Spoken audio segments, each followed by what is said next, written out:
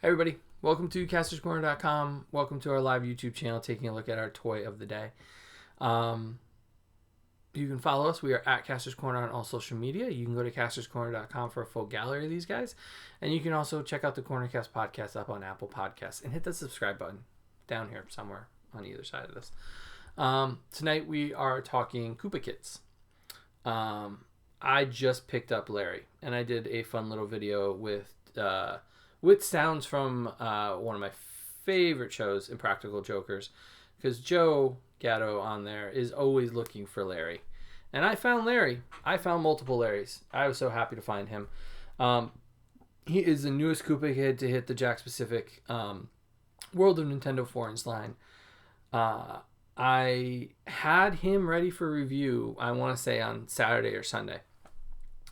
And I had been saving little Lemmy here because there wasn't enough to do just one Koopa Kid. So I was waiting for more Mario World, World of Nintendo Mario Brothers stuff. And so we got Larry, and I want to do Lemmy, but I lost Lemmy. Lemmy was lost in this house. I had put him somewhere for safekeeping, like many people do, and then he fell underneath something. So after almost 5 days of looking for him, I finally found Lemmy. And then I was like, you know, if we're going to do one Bowser Kid, we haven't done any of the other ones. So I found my Ludwig hidden away as well. Iggy hanging out in a box, waiting for attention. And then I got the big Bowser out to do pictures with these guys. And so, yeah. So this is a great example of the collector rabbit hole. It has been really bothering me the last few days not being able to find little Lemmy here. And I tore the place apart. I went through the cars, I went through like bags and boxes, I went through everything I could, knowing he was still in the box because I hadn't opened him yet, because he's small. He's smaller than Larry for sure, not much smaller, but small enough. He probably should have been as small as this little Larry from the 2-inch line or 2.5-inch line, but he's not. But you know what? I'm not a stickler for scale with these guys. As long as they're around the right size, I'm okay with it. I know Bill and Junior are very upset that he's big and these guys aren't the right size, but I think they're close enough for me. So I picked up Larry this weekend. I had Lemmy. I got Ludwig, I want to say a year and a half ago, 2 years ago. I have no idea when I picked up Iggy. I know it was an Amazon buy, and I got him luckily for retail price. I didn't have to pay extra for him. And then Big Bowser here, we got him years ago, probably over a decade ago. Picked him up at Toys R Us, knowing that...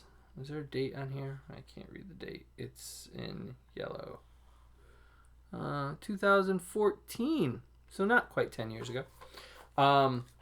He was a great buy because of his size. The one that SH Figure Arts, which kind of kicked off the Bandai train for me with these guys, the one they made was so much smaller that it just wasn't worth it. So I was thrilled to be able to get this big version of him, which looks great with the Koopalings here.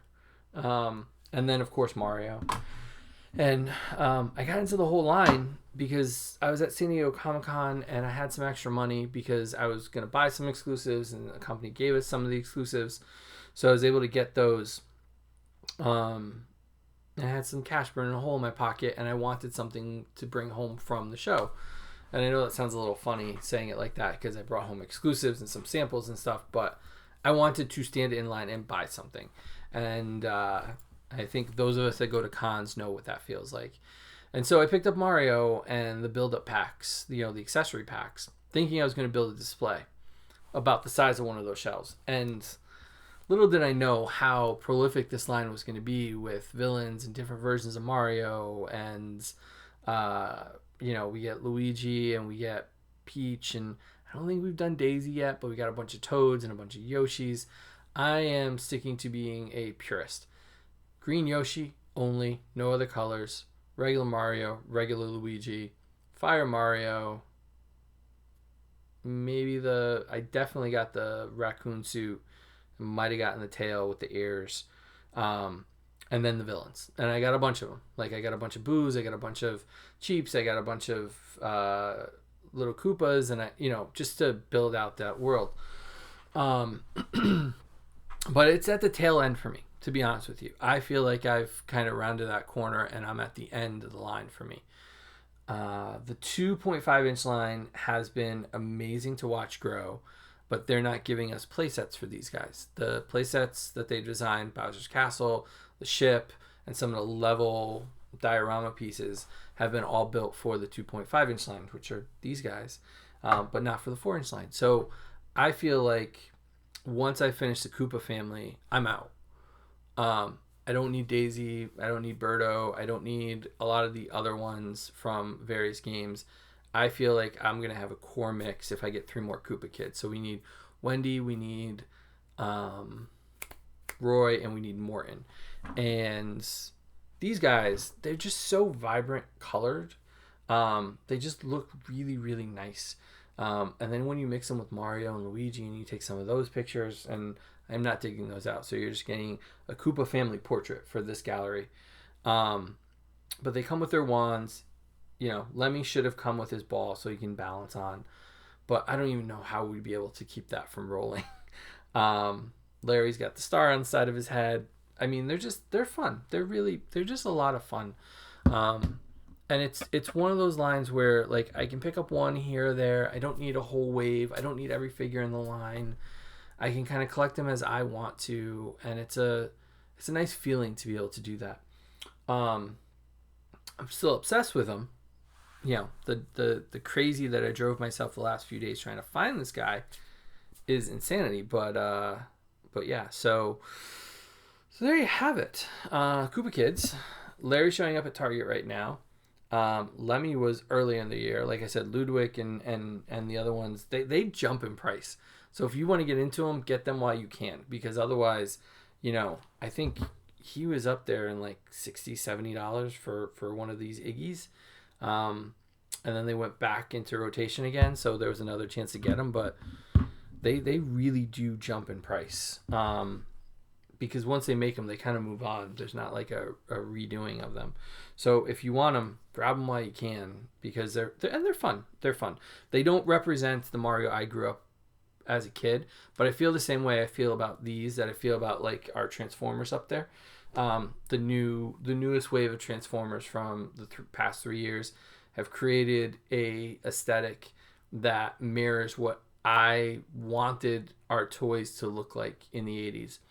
And I think that these are a really great example of them. These are really great designs based on cartoon looks for them and the modern video games. But back then, the 8-bit look of these guys they didn't look good. They just didn't. So it's nice to have these kind of really aesthetically pleasing, fun representations of these characters that we can then build a little world of them. So you can check out a full gallery of the entire Koopa clan that we have on Kastor'sCorner.com. You can follow us. We are at Kastor's Corner on all social media. And check out the Cornercast podcast and hit that subscribe button, because the more of you that subscribe, the more cool things we get to do, and then we get to share them with you, and that's the best part of this journey. So sorry about the lateness of this one. I was obsessing about Lemmy, and we'll be back tomorrow with another toy of the day here on Kastor'sCorner.com. Have a good night, everybody.